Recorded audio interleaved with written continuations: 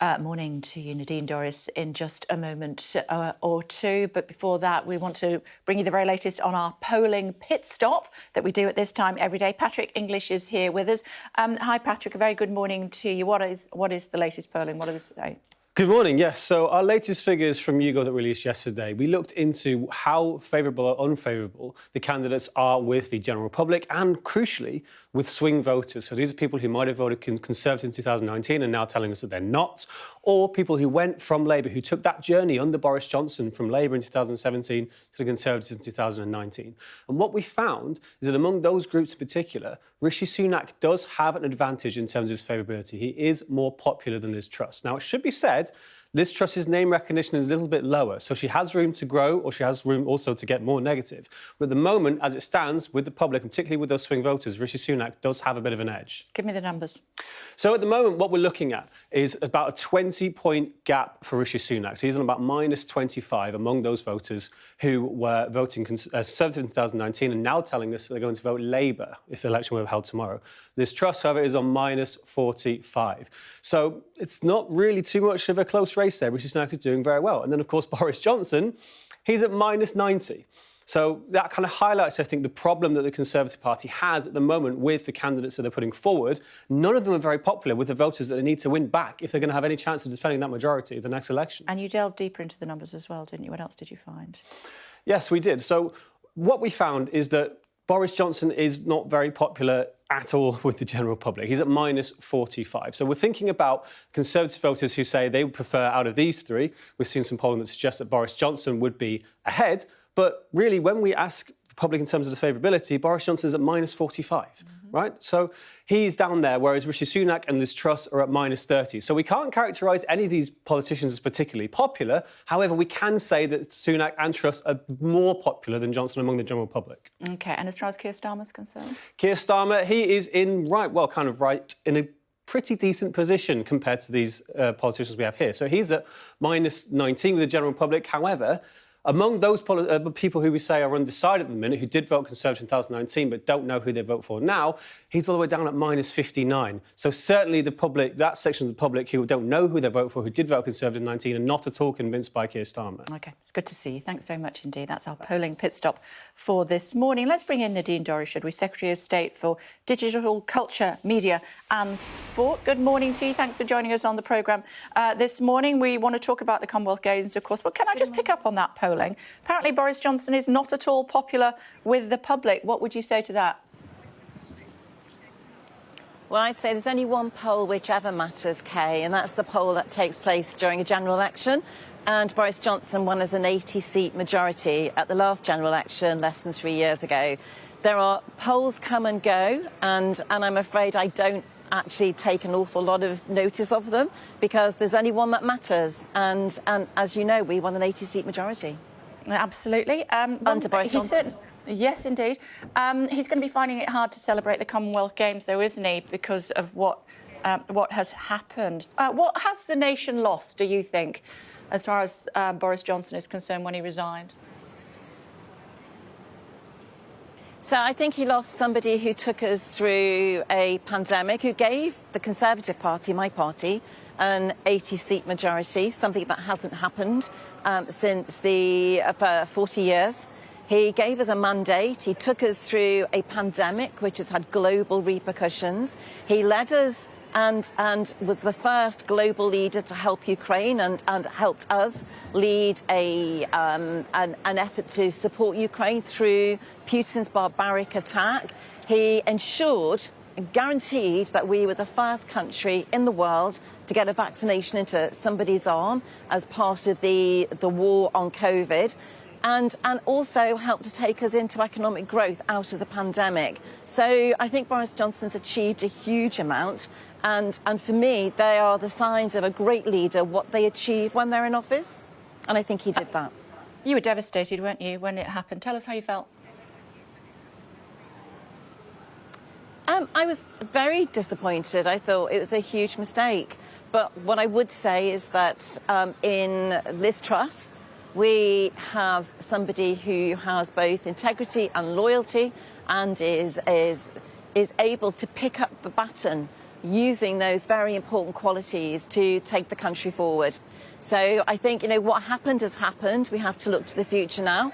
And for me personally, I'm looking to Liz Truss, who I think has many of those qualities and will be able to step into the role as Prime Minister from day one, hit the ground running, and be able to deal with some of the very complex problems that we're facing as a nation as a result of a global pandemic and because of the war in Ukraine, the effects of which are still going on today and we will still feel for the future to come.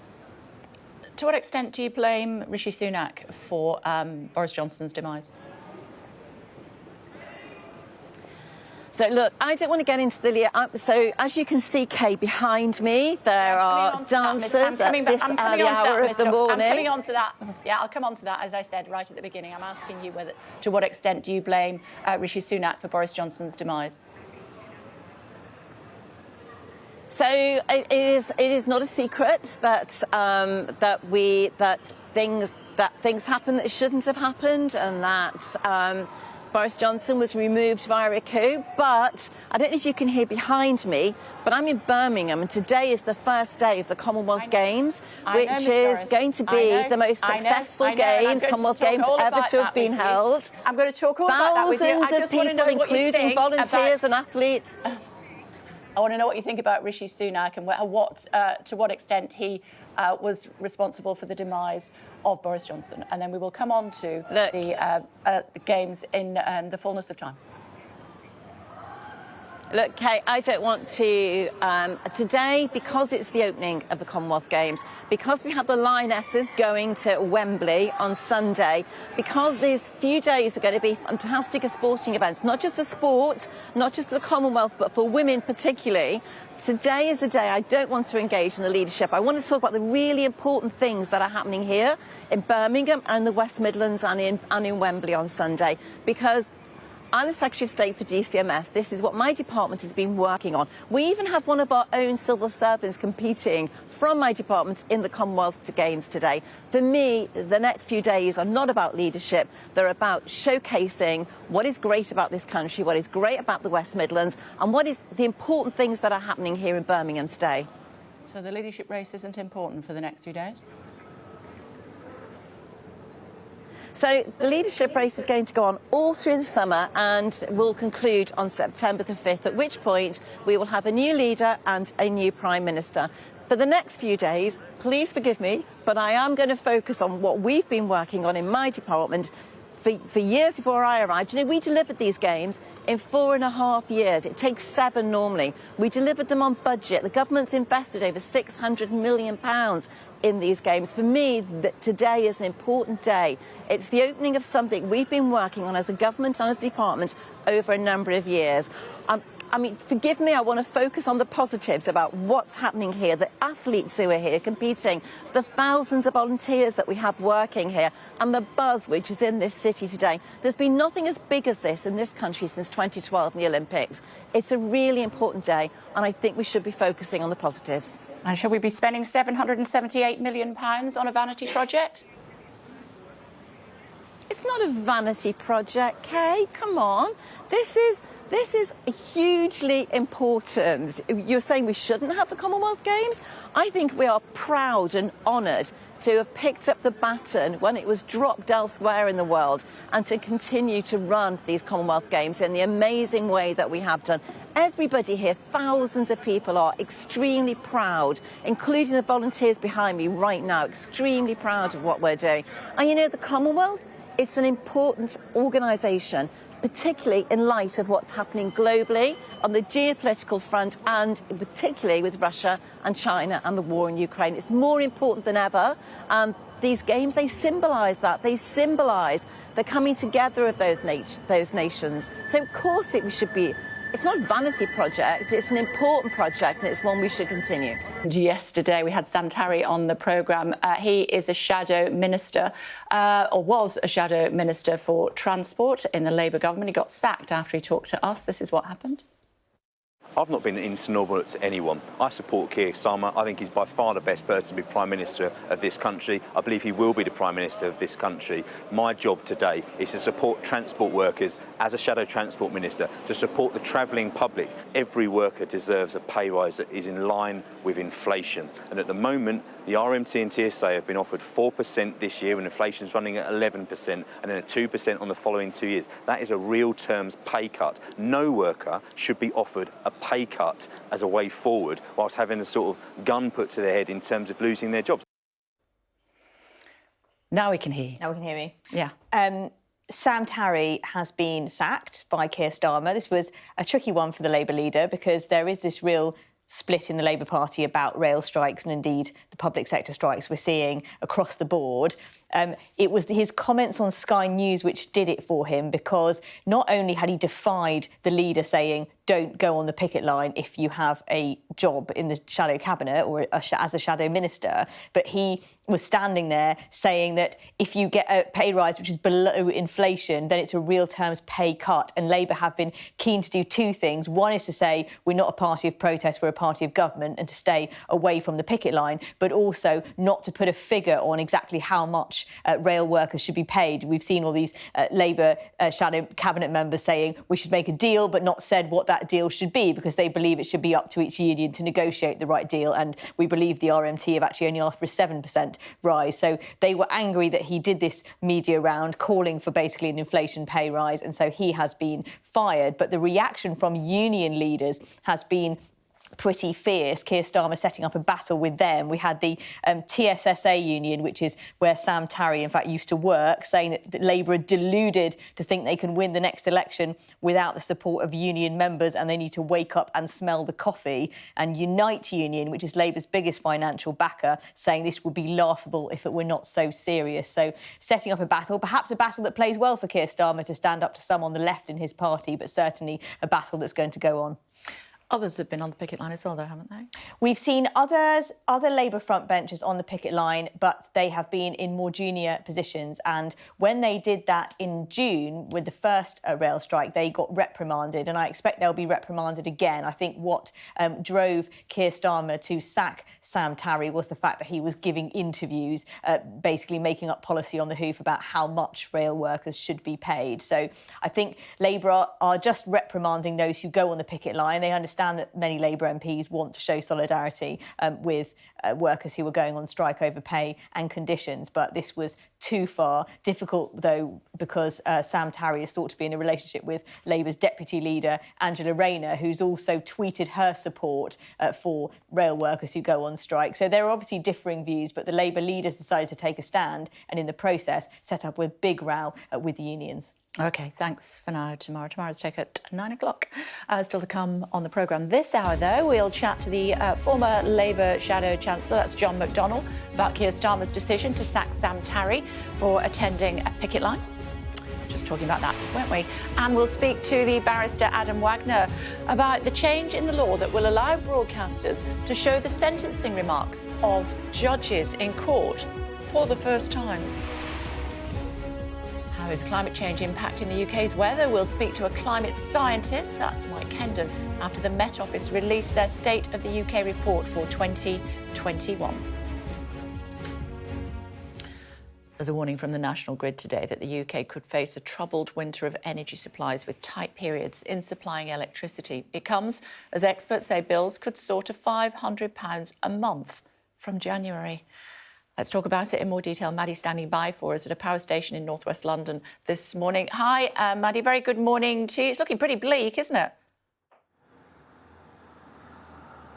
It's certainly a very bleak outlook. This warning from the National Grid that electricity supply will be tight this autumn, this winter even. It comes from its winter outlook from the electricity systems operator. And it says it's basically going to be very hard for them to meet the increased demand for electricity over the winter months, especially at the beginning of December. But they should be able to keep the lights on.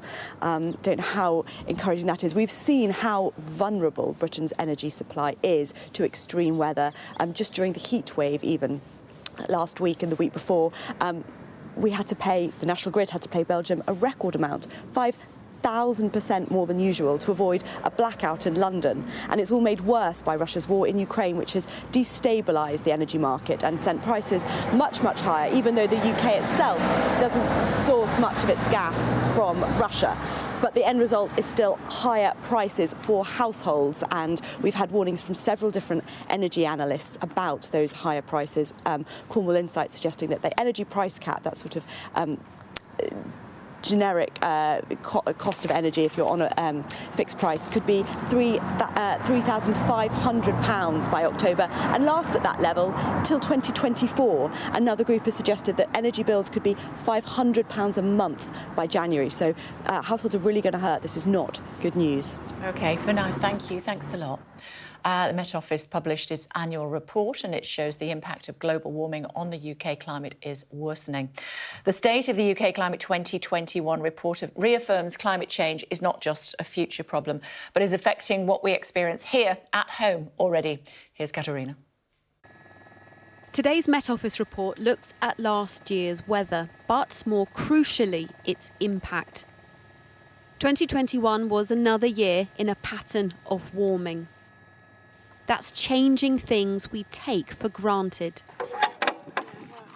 Spring is getting hotter and wetter, and the seasons are shifting. Now, the warmer weather has really sped up fruit ripening and nuts forming. Now, what that means is, it sounds, well, what's the problem with that? But actually, that happening earlier can have a really disastrous effect for wildlife, because they may not have the food source available later in autumn when they need it. So there's real jeopardy for some species here? Yeah, there's real jeopardy, and we're in massive species decline already.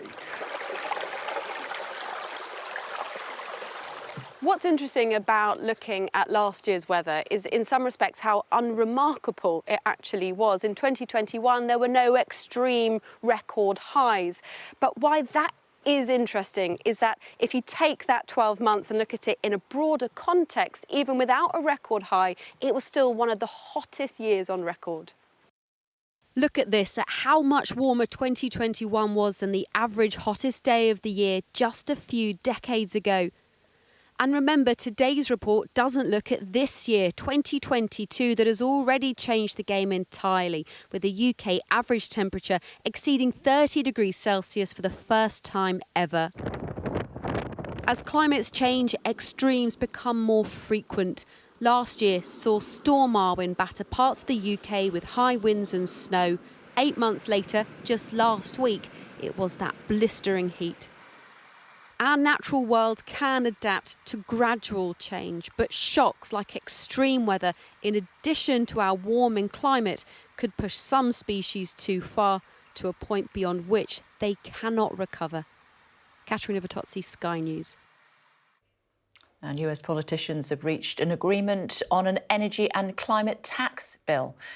That's Senate Majority Leader Chuck Schumer, of course, and Joe Manchin's agreement will raise taxes on high earners and corporations and will reduce federal debt. Both said the measure would reduce carbon emissions by around 40% by 2030, which would still miss President Biden's 50% goal. Meanwhile, a wildfire has broken out in Idaho in the US, around 6 miles north of Crane Creek Reservoir, and has currently spread around 1,500 acres. And with parts of the world experiencing extreme weather conditions, let's have a look at the impact of the climate change on the planet. This is our calculator that we show you every morning, or started to. Again, you'll remember it from last year as well. This is the figure. We want to stay well below 1.5 degrees, 1.25 at the moment, that since industrialisation. And CO2 emissions, this is in millions of tonnes, left-hand side over there. That's the real-time power mix for Great Britain this morning, using a lot of gas this morning and almost 10% of renewables, importing very little. Now, England's Lionesses will play Germany in Sunday's Euros 2022 final at Wembley. Germany beat France 2-1 in the semis last night in Milton Keynes, pushing through to play England at Wembley. Could it be coming home? Here's Ivor. two very good teams, and it was good to see them battle out and some good goals as well. It was great. Good. It was a good one.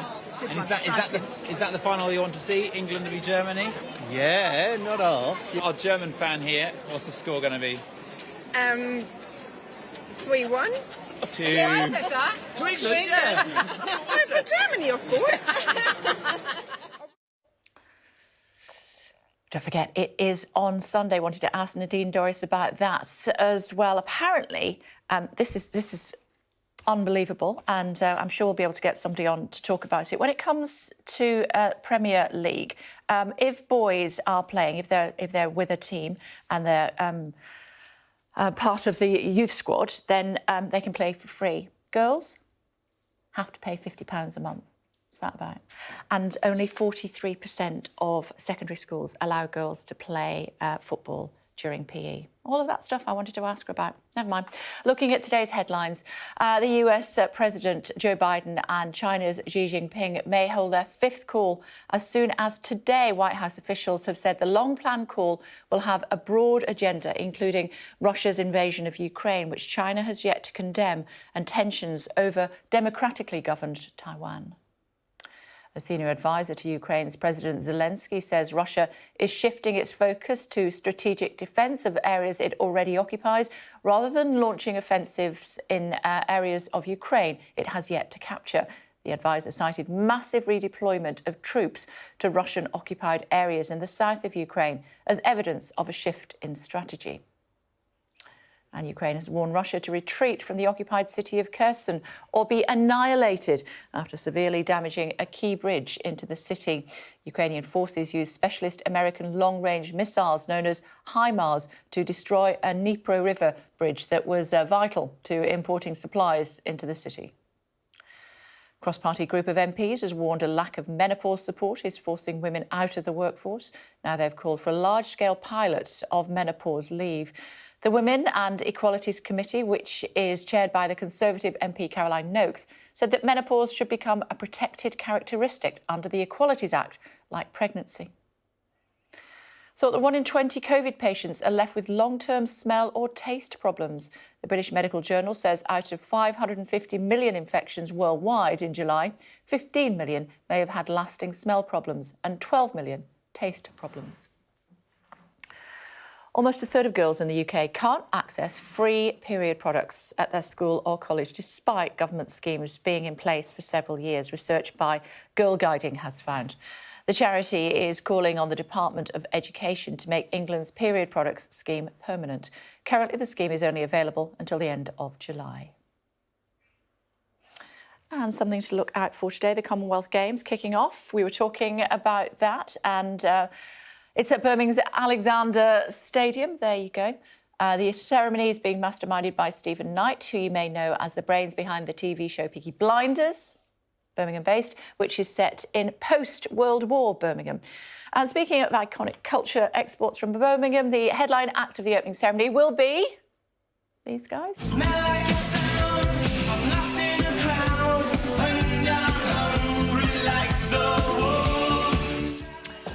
Didn't know they were from Birmingham. Of course you did. Quick look at the weather. Warm memories wherever you go. The weather, sponsored by Qatar Airways. Mainly dry, although there'll be a few showers, but the weekend, well, what's happening as far as that's concerned? Looking more changeable, fairly warm and mostly dry now, though. The weather, sponsored by Qatar Airways.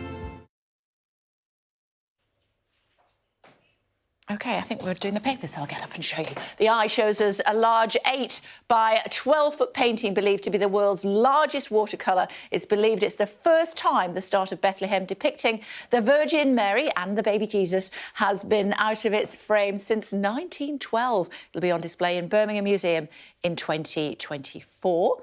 In the Mail, a wealthy landowner has been accused of taking revenge on his neighbours by building an 8-foot-high wall of hay and straw bale to block his view of their meadow. It's a bit harsh. It covers the entire 60-foot width of his back garden.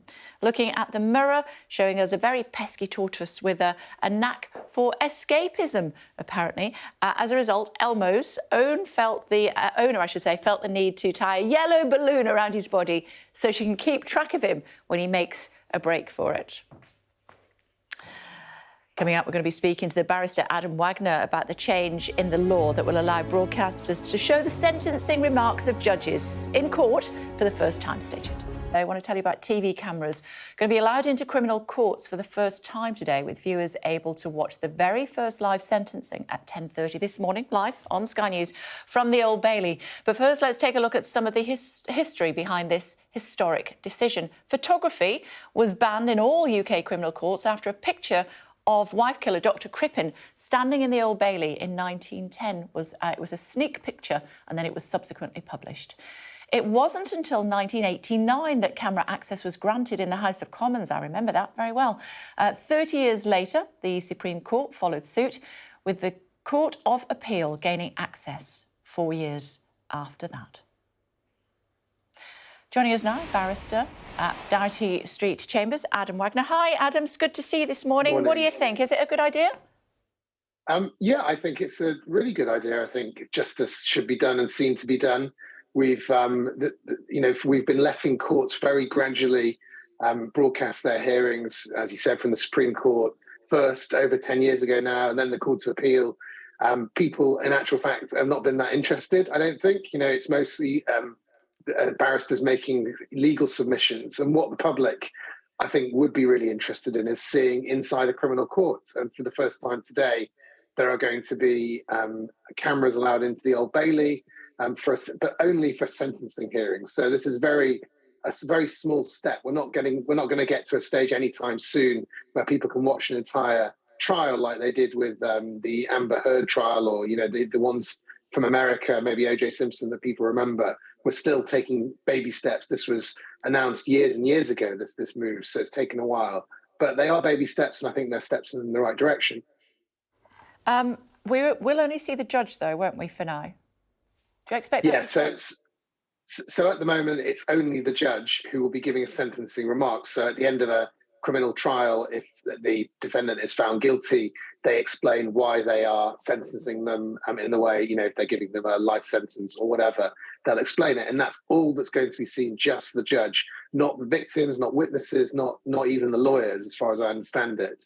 So it's very, very limited. It's almost the most limited amount that could be shown. But I think, as with all these things, once the courts become used to having cameras, as the appeal courts have become very used to having cameras, and during COVID, in fact, they've also been allowed to broadcast through Teams or Zoom to people who are otherwise that can't attend the hearing. So journalists, other lawyers, that sort of thing, have been able to attend by Zoom. So I think we're getting closer and closer to a full trial being broadcast.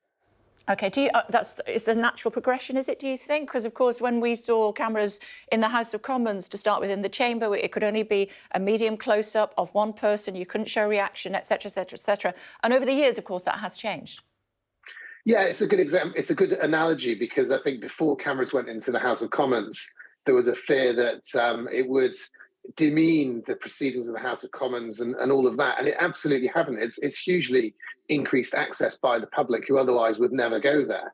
And I think it should be the same for a criminal trial. Anyone that's sat on a jury will know how different it is once you've seen the inside of a court building. I mean, most people don't even know that judges in England and Wales don't use gavels. So that's why what you see on TV is often just wrong. So I think the more people have access to the courts from their own homes, I think the better, although that will need to be controlled where there are vulnerable parties, and that has to be carefully thought of. But those are problems that can be solved. They're not irreconcilable.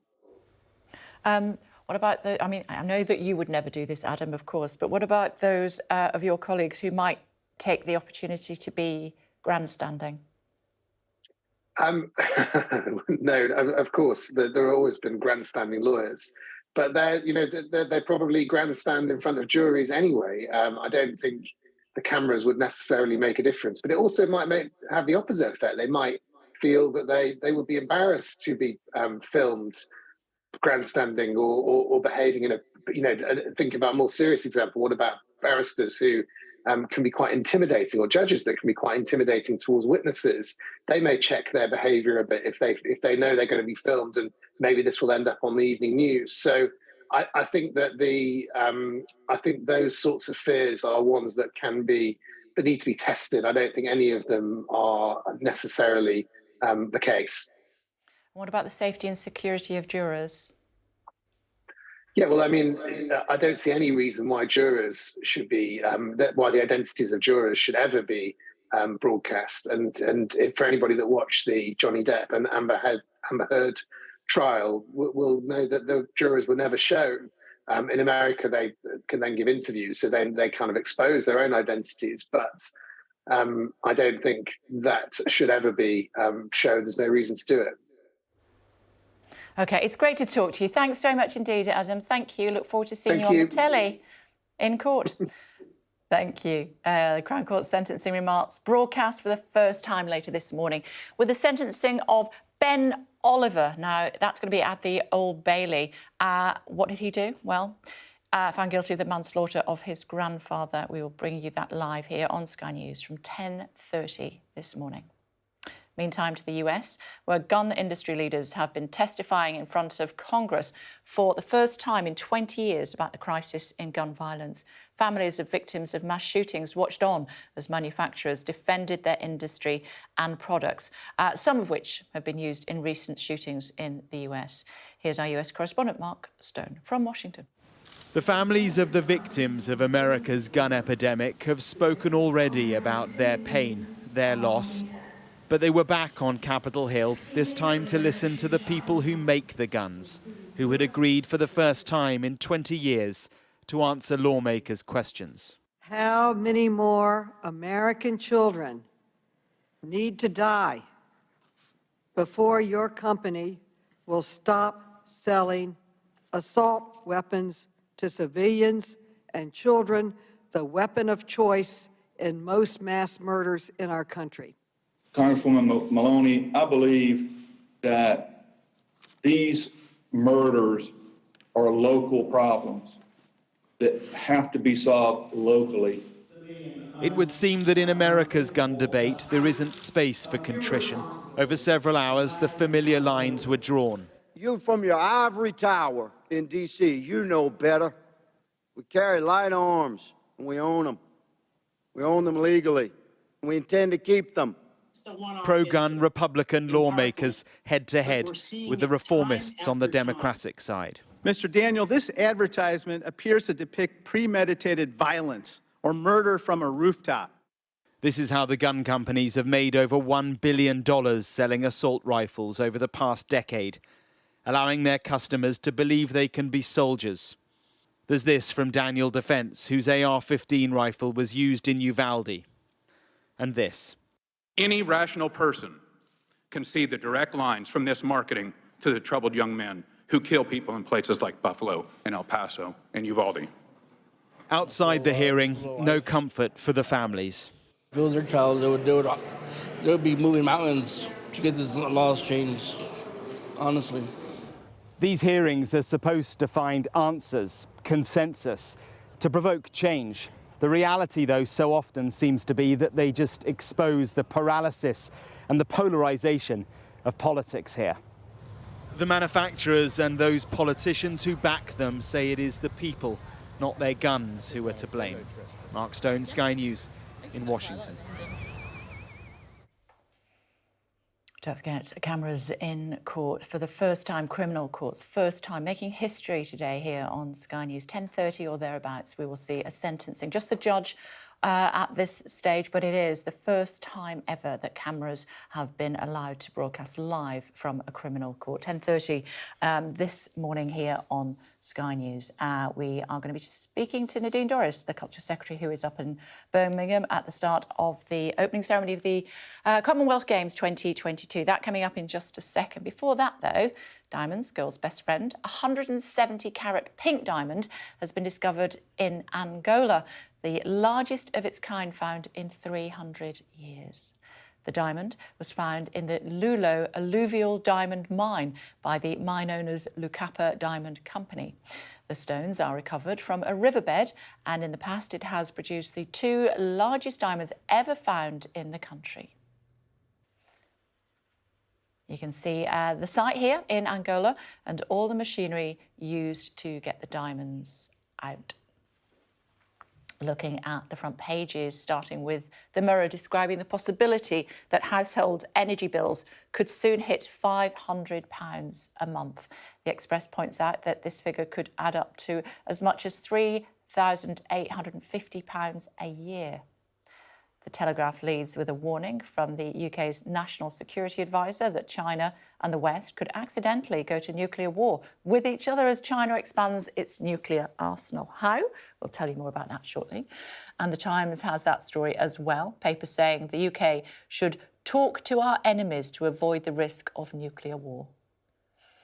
The Guardian hears from union representatives warning that recent and future rail strikes could soon lead to a general strike if disagreements aren't resolved. Trying to make the point with you and give you the opportunity to reply to a report that I was reading about the legacy of sporting events around the world and how they promise a lot, but actually, once the bandwagon moves on, the people that are left behind don't have what they are promised. For example, 30,000 homes promised for London 2012. Only 13,000 have so far been delivered. How would you respond to reports like that? Well, so I would question that actually, because so much as you only got to go into East London to be able to see the legacy that was left behind by the 2012 Olympics. And what I would say here is over the past year, I visited the Sandwell Aquatic Centre, which has been purpose-built for the Commonwealth Games here in Birmingham, and that's being left for the people of the local community to use. I don't know if you've been there with your cruise yet, but it is an amazing facility that's being left behind. You know, we've invested as a government over £600 million into Birmingham and the Commonwealth Games, and a huge amount of that will be left behind in terms of legacy and ongoing legacy. And it's interesting you should mention the 2012 Games, Kay, because I think most people can remember what they were doing in 2012, and they know how they felt at that time. And if you speak to people about the Olympics, it's a very positive story they have to tell. And I think the investment here in Birmingham and in the West Midlands will leave a similar legacy, not just in house building or in aquatic centres, but in the good that's created for the community and how positive people feel about Birmingham, and actually shining a light on Birmingham, putting Birmingham and the West Midlands on the map. And that is just as important, because that's the soft power impact that something like the Commonwealth Games brings to a city like Birmingham and a region like the West Midlands. And that's all positive, good stuff. Staying with your brief, you talked about the Lionesses, and we're all hoping that they roar on Sunday night. I'm being told I'm... Can I just ask you about the I'm Lionesses, being told if I may, have to go. please? Okay. Oh, yeah. I just want to ask you about the Lionesses, if I may. This is definitely on your brief. 44% of secondary schools in England allow girls to play football. Is that something that you will look at? Yeah, I mean, I've been to a number of schools, actually, with girls' football teams, and I think education in schools are taking a really positive attitude towards women in sport. You know, women in sport, they don't get the same amount of sponsorship, attention, media time, and just recognition for how important women's sport is. And I think the Commonwealth Games, the Lionesses, particularly on Sunday night, they are going to, in their own way, help to keep that progress going and to move forward with both football and other sports which we know women just don't feel represented in. So, you know, the Commonwealth Games, it's a good, positive news story all round for women, for the inclusivity that this Commonwealth Games is representing, hosting together both female sports and para sports, and it's all happening in those 11 days, taking place here in Birmingham, and it's just all positive, good news for sport, for women, and for Birmingham particularly. Would you like to see Eurovision in Birmingham and now as well? I do have to go. I'm really sorry. Would you like to see Eurovision in Birmingham as well? Sorry. Would you? I couldn't possibly comment. Okay, I couldn't possibly comment. Thank you very much. See you soon. Okay, Bye. thanks a lot. Bye. Thank you. Thanks a lot. Tried. Met Office published its annual report and it shows the impact of global warming on the UK climate is worsening. Let's find out more, should we? Mike Kendon, climate scientist at the Met Office, is with us now. What did the report say? Good morning. Hello. Well, we look at 2021 and we compare it to the long-term climate series we have for the UK, which go all the way back to 1884. So 2021 actually was fairly near average for temperature for the UK if we compare to the most recent 30-year period, 1991-2020. But what's really interesting is that if we compare it in the context of our full series back to 1884, before 1990, it would have been one of the warmest years on record. So what we regard now as a fairly normal year for the UK, before 1990 would have been unusually warm. So our perception of what is normal is changing as our climate changes. For the UK, excuse me, for the UK, we've all 10 warmest years for the UK have occurred this century in that series. We have a very long-running Central England temperature series, which goes back more than three centuries. The 21st century so far has been warmer than the previous 3 centuries, so our climate is changing. Is the UK making any progress towards our climate goals? Well, look, the science on this is clear that in order to avoid the worst effects of dangerous climate change, we need to keep global warming below 1.5 degrees. And the longer it takes to make changes, the harder it will be to achieve that target. What this report looks at is the observations, what has already happened in terms of the UK's climate. As I've mentioned, we've seen changes in temperature. We've also seen changes in rainfall, for example. Our atmosphere, as it warms, it can retain more moisture. So we're seeing that our climate is getting wetter, but the distribution of rainfall is also changing. So we're seeing more rainfall extremes. And in just over the last 10 years, we've seen the wettest February, the wettest April, the wettest June, the wettest November and the wettest December on record, 5 out of 12 months in just over a decade. So that really shows that our climate is changing. What more do we need to do? We're looking at 2050 net zero carbon by then. That's what the British government has said that they're hoping for. But, you know, it's a long way off. Well, let's just put this in perspective. Last week, we've had an absolutely incredible heat wave for the UK, really unprecedented in the moments of UK climate history. We've had 40 degrees recorded for the first time. And frankly, that's put a coach and horses through the gap between previous records for long-running stations, records absolutely smashed. What we know from the science is that moving ahead into the future, we are committed to a certain amount of warming, and heat waves like this will become more intense and more prolonged through time. And so clearly that is a concern, because obviously heat waves like this, if we think of the impacts of the heat that we had last week, for example, on rail infrastructure, on elderly and vulnerable people, this was a relatively brief spike in heat. But imagine if it lasted, over a 2-week period, the impacts could be really severe. So it's obviously important that we in the Met Office provide the best available science to government using our high-resolution climate models out to the end of the century, so that we can provide them with the best available advice as to how to respond to this. OK, thank you. Thanks very much indeed for joining us on the programme. Thank you. Pleasure. Obviously, one of the topics we'll be debating when we have our leaders' debate here on Sky News next Thursday at 8 p.m, when we see Rishi Sunak and Liz Truss together head-to-head. If you've got a question and you'd like to take part, we do have a live studio audience with us, and we'd be thrilled to hear from you. Check it out on our website. We've got a barcode as well that we can share with you in the next... Oh, in fact, we can do it now. There you go. Hosted by me next Thursday, week today, 8 o'clock, Sky Buildings in West London, the battle for number 10.